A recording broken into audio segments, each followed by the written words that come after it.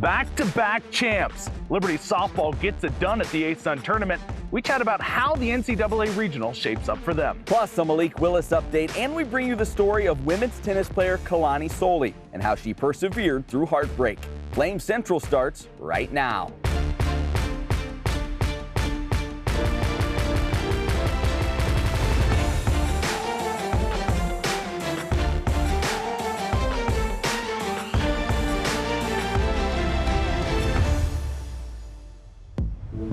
But another ring on their finger, the Lady Flames were dominant in the ASUN tourney. Hey everyone, welcome to the beautiful campus of Liberty University for today's Flame Central. He's Matt, I'm Rhett, and we got a lot to get to today. Yeah, we sure do. If there was a theme for today's show, I think it would be dominance. That was on full display for the Liberty men's track team. But before we get to that, Rhett, take us on over to the Diamond for a little softball. Yeah, truly an impressive season for the Flames, having only lost one game in conference play.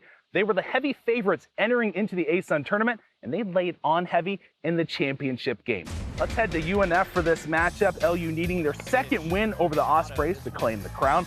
Bottom of the first with the bases loaded, Casey Machado would reach base on an error, scoring Caroline Hudson and giving the Flames the lead. Then another freshman coming to the plate, Rachel Roop would triple to right center, cashing in all three on base, putting LU up 4-0. Another freshman, Reagan Barrett, the single, cashing in Roop, and the Flames are rolling early. A mixture of defensive mistakes and walks would be the demise of North Florida on this day, as the Flames would eventually make it 9-0 and run rule the Ospreys in 5, and the celebration would begin for Liberty and Coach Dott, who couldn't be happier with the performance from this young team and how far they could go in the postseason. It feels so awesome for the team to be able to play like they did today and yesterday and the day before, getting better and better to be able to win this championship at the ASUN Championship Tournament after being the regular season champions for the East Division. As we continue to grow together, we play together, we're going to be hard to beat. After returning home from their victory in Florida, the Flames would gather together for the obligatory watch party and would get some respect from the selection committee. LU be named to the Durham Regional, hosted by number 12 Duke. Liberty did knock off the Blue Devils not too long ago in Lynchburg by a score of 8-3, but their journey to a Super Regional doesn't start there. Game 1 is against the only team in the SEC that Liberty has never faced before, the Georgia Bulldogs. Georgia is one of the better power-hitting teams in the nation. Also in the pot is Duke, as we mentioned. Their first game will be against UMBC. The Retrievers earned their third bid by claiming their third straight America East title. Exciting times for a Liberty program, and a couple players joined the Flame Central podcast this week to talk about what lies ahead. In 20 years, they're going to point back to like these teams that you guys were a part of, and like that's where it really took off. That's where they went to, not just like, oh, cool, we made a regional, but that's the standard. You guys have kind of established that. Do you feel that? Of course, yeah, and that's what we want to establish. We want to be able to be one of those mid-major teams that everyone doesn't want to play. We want to be able to compete with all these Power 5 schools and know that we're going to win. That's who we want to be. To hear our entire interview with Mary Claire Wilson and Devin Howard, check out the Flame Central podcast. Rhett, Emily, and I discuss all the happenings within Liberty Athletics and interview many of the players and coaches making the headlines. You can find the podcast on Spotify, Apple, you know where to go. Check out the podcast today. Yeah, definitely check out the Flame Central podcast. All right, we mentioned that today's theme was domination. I think it's fair to say that the Liberty men's track and field team have set the standard in that category. LU would claim their third straight ASUN title and 15th consecutive conference championship overall. Kennesaw State, who was runner-up to LU, would finish 121 points shy of the Flames. Kevin Nedrick would be named Most Valuable Performer with a meet-high 26 points. He would earn one of Liberty's 7 first-place finishes. Coach Lance Bingham would take home Coach of the Year. Now, the Liberty sprinters would also set some new records. Diamante Griffin would run a 20:38 in the men's 200. The 4x1 team clocked a 39:23, and Christian Lyon wouldn't set a record, but would take home first in the 100 with a time of 10:33. Let's keep the postseason theme going. Liberty Golf advancing to its third straight NCAA championship, but it wasn't without drama. Only the top 5 teams from each regional advance, and LU was outside of the top 5 for most of its final round. But on the final hole, the Flames would get birdies from Zach Barbin, Isaac Simmons, and Jonathan Yawn to surge up to 5th place, securing a spot in the NCAA Championship, which will begin on May 27th in Scottsdale, Arizona. We turn to football now, where Malik Willis is creating more buzz in Nashville these days than Taylor Swift. The former Flames quarterback drafted by the Tennessee Titans and participated in the team's rookie minicamp this past weekend. There's a first look at Willis sporting that Titans gear. The reports are the QB looked good, flashing that big arm strength Flames fans know very well. Now, it was a small sample size to be sure, but Willis seemed to make a good impression on the field and in the media as he begins his Titans career. Well, sticking with Liberty football, it's been a couple years since you've heard the name Frankie Hickson, but the former Flames running back continues to pursue his dream of playing professional football. He's finally getting an opportunity. However, for this team, he may want to pack some long underwear as he joined the Saskatchewan Roughriders of the CFL. When Frankie Hickson finished his prolific Liberty football career in 2019, the program's all-time leader in all-purpose yards thought he'd have an opportunity for a pro career. But, of course, COVID, just like it affected so many others, it affected football as well. Because of COVID, Liberty's Pro Day was canceled, and the NFL Draft would come and go without any teams showing interest. With the CFL season also canceled, it looked as though Hickson's last carry might have come in a Flames uniform. There's always this questioning from myself internally. I'm kind of in this in-between stage of, do I continue to chase my dream or, do I move on? Hickson would continue to train, but then the 2021 draft came and went. Again, another draft, and so now it's a second failure, it feels like. And, at this point, I'm kind of done with it. I'm kind of in this place of pain, of rejection. Some days were worse than others. And, kind of having to navigate, is this for me, God? Is this not? And just constantly, asking him that question. But instead of giving up, Hickson would give it all over to God. I'm in deep waters right now. Like I am deep, and it's either go a little deeper or, swim back to shore. And I decided to go deeper. And this time it wasn't just about football. This time it was about every aspect of my life, spiritually, mentally, physically. Everything had to get better. When 2022 started, it was just I was a different person. And this time, when he got an opportunity to participate in the biggest pro day Liberty has ever hosted, he was ready. That was kind of my set in stone moment. I go out there, I go 10 for 10, I catch every ball. It let me know I'm ready. I'm ready to go. I'm ready to do whatever this is. CFL, NFL, USFL, it doesn't matter. I just need an opportunity. And that opportunity would come from the Saskatchewan Roughriders of the CFL. More than 2 years after his last collegiate snap, Frankie Hickson is now a pro. What I didn't really understand is that whatever God has for you, whatever his plan is for you, you can't equate it to your own timetable. Every situation, every aspect of the 2 years has been important, has been some type of key, some type of bullet point on the full lesson that God's been trying to teach me. So whatever it looks like out there, hail, sleet, tornadoes, it doesn't matter. I'll go out there and I'll play and I'll, try to give all glory to God. And so I'm grateful for this opportunity, but this is not the end for me. This is only the beginning. Coming up, the powerful story of women's tennis player Kalani Soley and the trials she faced over the past year. And Rhett brings us a brand new Warm Hot in Fuego. That's when Flame Central returns.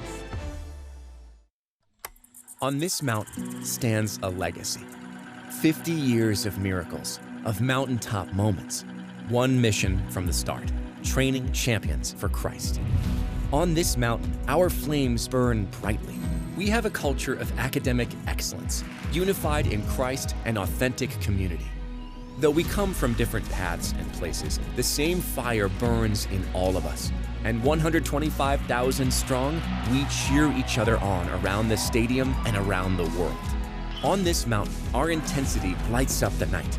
We coach forward, push onward, honoring Christ in every sphere of our lives. We serve, give, and volunteer, grateful for all that we have been given. For 50 years, Liberty University has stood united in our mission. On this mountain, we train champions for Christ.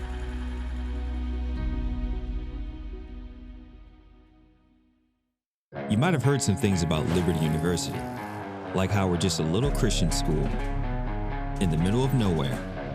And there's nothing to do here. I mean, come on. You know us. Boring. Boring? Yeah. They say we don't work as hard, think as hard, try as hard. I object. The truth is, well, we might surprise you. For me, I started here at Liberty University in 2006. I sat down with Dr. Jerry Falwell himself. He looked at me in my eyes and he said, "You're going to be the reason why we start to turn this program around to one day beating Notre Dame." I shook his hand and said, "I promise I'm going to do my part." Our football team was here when there was AstroTurf. Like, we didn't even have an away locker room for teams. The Moss was the newest building built on campus when I was here. Like, we thought that was it. We were like, yo, this university is growing. That's how long ago it was. Not even long ago, but that's how quick the university grew. For me, getting my jersey retired means so much. It means the world to me, not just even to me, but everybody that was a part. Like, I didn't do it by myself. I had people believe in me before I knew who I was. For me, to think that the jersey retirement is about myself would be ignorant. This jersey retirement is a staple of a group of men that came together and committed to something bigger than themselves. Liberty University is majorly important to our culture today because of what we represent. And so, to culture where morality is being challenged constantly, you need a backbone, and Liberty provides that.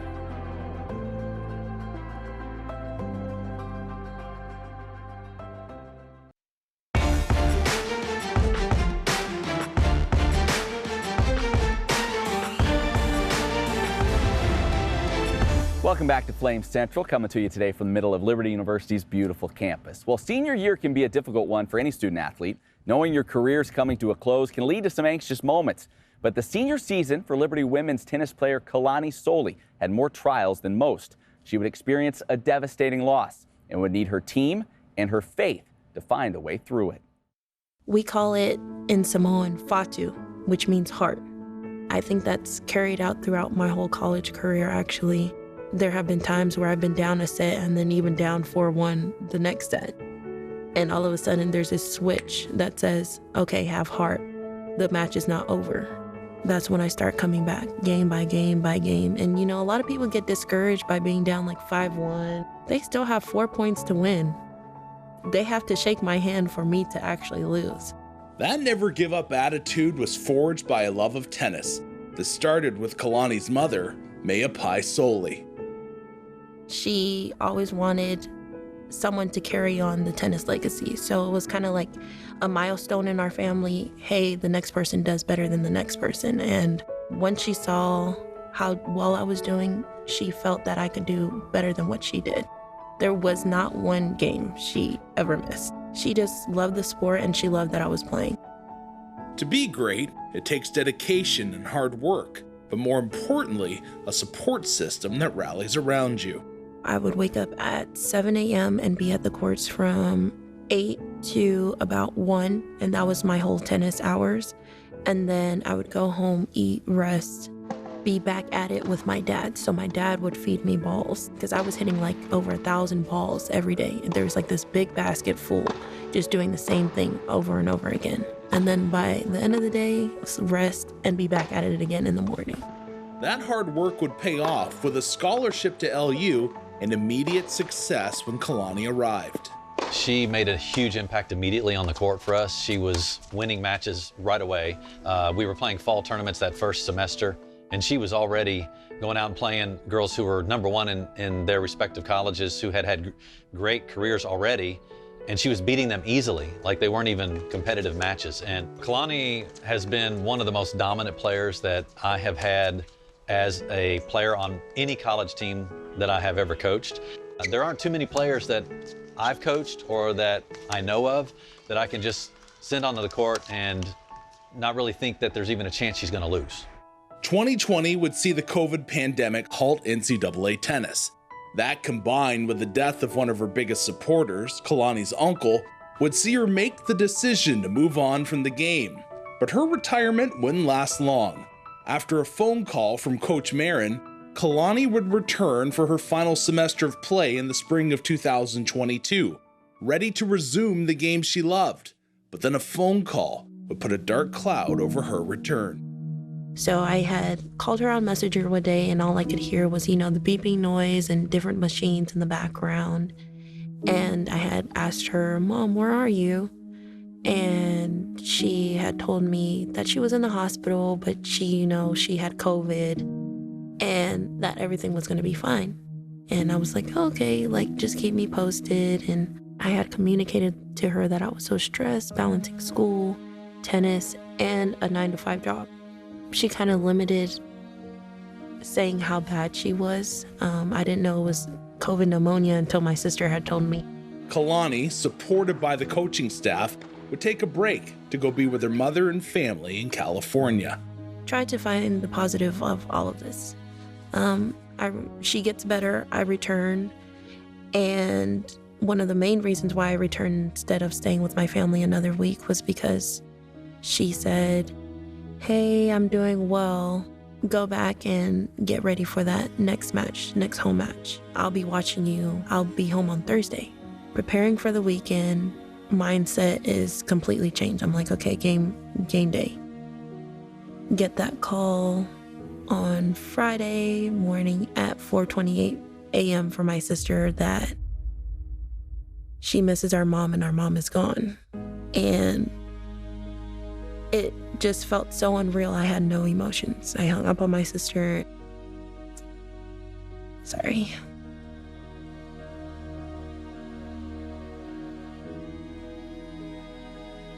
My mom is gone. And still, the emotions felt so unreal. The news felt so unreal. I'm just frozen. At that point, everything just turned. I mean, I was still able to play that match, but looking into the camera, because we played it indoors, all I could think about is my mom. She would have been watching right now, and I just pictured her sitting up there saying, "Hey, Kalani, have heart. You got this. Come on." And after the match, I won. I cheered on my teammates, but after that, I went into the locker room and I cried my eyes out. With the loss of Kalani's best friend, her teammates would step in whatever small way they could to support her. My teammates have been a great support system in keeping my mind busy and helping me with times where I feel sad or I feel like I want to be away from everyone. They know my situation and they know that I want to be there. It's just I'm having a tough time being there for them. So what do? They carry the weight that I can't carry and make up for it. And every day I'm very thankful for them because they pick up different roles that my mom has done. They'll send texts like, "Hey, how are you doing?" Or, "Kalani, we appreciate you," or, just give me daily reminders that I'm loved and that, if anything is wrong, that they're there for me. It takes time to heal a broken heart, an unbearable feat without the love and peace that only the Heavenly Father can provide. After some time, I start to understand and go through the process with God of let's start to move past this and look at it in a different perspective. And since then, the weight has been lifted off me. It's still very tough, but I know that God has me throughout this whole process. And, my mom is up there with him in heaven and my uncle as well. They're also guiding me. That's what I carry in my mind on game days. And I could have easily not came back and finished, my tennis career and just stayed home. But it allows me to say, hey, I did all this for my mom. And the last thing she said was finish out the season strong, no matter the circumstances. And that's all I could think about. Our thanks to Kalani for sharing that story and to Donald Scott, who produced that one for us here at Flames Central. All right, time now for Warm, Hot, and Fuego. Top player moment from the past week in Liberty Athletics. Rhett, you want to kick us off with a little warm? Do you have any theme going this week? No theme this week. Just players torching people. The men's bats for Liberty Baseball. Yeah. Game 2, Florida Gulf Coast, 6 home runs. Unbelievable. Are you kidding me? When I look at this lineup, I'm thinking, okay, I'm not really thinking this is like a power lineup. Would you say that? Like, you watch them all the time. It's been some streaky power this year. Right, exactly. Streaky power. If they get in a groove in a game, like, watch out. We've seen them do it earlier in the season, and then in this game, again, they were just launching. Foster with 2. Betts had 1. Hillier, Matthew, Gulikowski. This group, if they just get that confidence going, they can light you up quick. And it's not like they're just barely hitting over the fence. These guys can drop bombs. We saw Gulikowski earlier this year. 3 in one game. I know, right? Send it over the flame train. A lot of fun to watch, and I really feel like this is a team, again, I don't know if they've peaked exactly, but they're getting closer to that point with ASUN turning play right around the corner. And this is the time you want to be swinging the bats well, certainly. All right, from warm, we go now to hot. Who's your choice there? Yeah, track and field, Isis Brooks. This young lady, first semester with the Flames, and Liberty, in my opinion, has a star. Recently at the championship, she medaled in 3 of 4 races. In the 100, she is doggone tough to beat. Like, setting program records left and right. She's setting ASUN records as well. In the 200, she barely lost by like 0.2 of a second to a stud. So think about it. First year at Liberty, good things are about to come. She was second in that race, and then the 4x1. Again, a great performance helping Liberty come in third there. Isis Brooks has been tremendous, really fast, and it's great to, it's going to be a lot of fun to watch her develop and grow as a Flame over the next few years. Both on the men's and women's side, sprinting is turning into a real strength for the Flames. All right, finally, Rhett, in Fuego, the highest honor this week, and it goes to who? It's going to go to Kara Caneto, ASUN tourney MVP. This young lady started off the season, and her first 12 games, she was in the doldrums. Like, she's hitting right around 200. It was rough. But then since that point, really halfway point of the year, she caught fire, turned into the Kara Caneto that we all know and really love, hitting at like a 400 clip. When you go back and you look at the 3 games the Flames played in the tournament, she had 6 runs scored, an RBI on the first one. But the biggest thing, she just gets on base. Like, Liberty has hitters that are going to cash you in.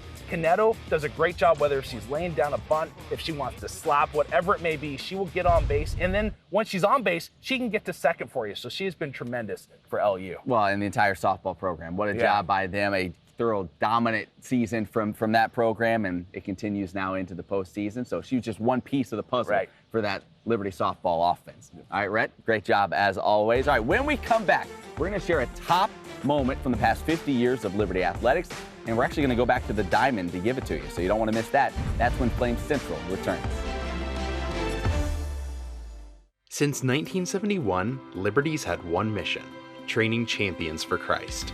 Our standard is excellence with integrity, and our goal is to equip you with the resources and knowledge you need to achieve your goals. We, the ministry leaders at Liberty University, are committed to cultivating authentic faith, Christ-like character, and professional excellence. As a student here, you'll graduate with a deep understanding of the truths of Scripture and a readiness to spread the gospel with humility and love. Attend the world's largest school for religious studies and learn from distinguished faculty. Explore 90 different areas of study and customize your degree so it lines up with the calling God has placed on your life. You'll even go hands-on with an internship at a local church or parachurch organization here in the U.S. or around the world.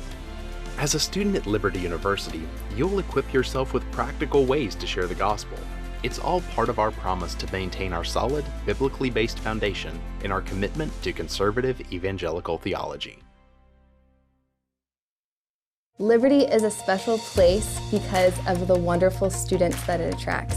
They are some of the most influential people in my life. They love the Lord, they are hard workers, and they are such a positive influence. You have the opportunity to gain an incredible education and do so in a God-centered way. I think there's a little bit of everything for the students that come here. The professors really poured into us, not only the academic side, but the spiritual side as well. Liberty definitely taught me how to work well with others and to problem solve. Now as I look around this campus and I see God's handiwork and everything that's been filtered through His hands, it is nothing short of a miracle. I think it's amazing what God has done in and through this ministry. Liberty is a really special place. Liberty is a place where people become family. Challenges They're nothing new. At Liberty, we know they make you stronger, force you to learn, adapt, to overcome. When your next challenge comes, be ready. Meet it with a degree that propels you forward. We've helped champions like you succeed for 35 years and counting. And now, over 100,000 students are getting stronger every day. At Liberty University, challenges make champions. Let's overcome together. Where do you want to make an impact? At Liberty University, whatever your calling, you can gain the hands-on experience and knowledge you need to truly excel in your future career. With over 200 residential programs of study, you can find a degree that fits you and learn from professors committed to mentoring and guiding you along the way. So, what is your calling? Liberty University can ignite it, and your outcome will change the world.